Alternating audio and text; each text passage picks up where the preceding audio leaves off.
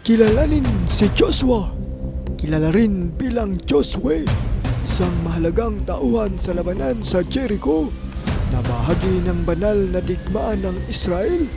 Siya ay anak ni Nan mula sa tribo ng Ephraim. Ayon sa Biblia, siya ay isinilang sa Ehipto bago ang paglabas. Siya ang pumalit kay Moises bilang pinuno ng mga tribo ng Israel. Ang Hebrong Biblia ay kinikilala si Joshua o Josue bilang isa sa 12 espiya ng Israel na ipinadala ni Moises upang tuklasin ang lupain ng Kanaan, at pinangunahan niya ang mga tribo ng Israel sa pananakop ng Kanaan at naglaan ng mga lupain para sa mga tribo. Ating balikan ang kanyang papel na ginampanan sa kasaysayan ng labanan sa Jericho sa mga kwento ng mga digmaan sa ating daigdig.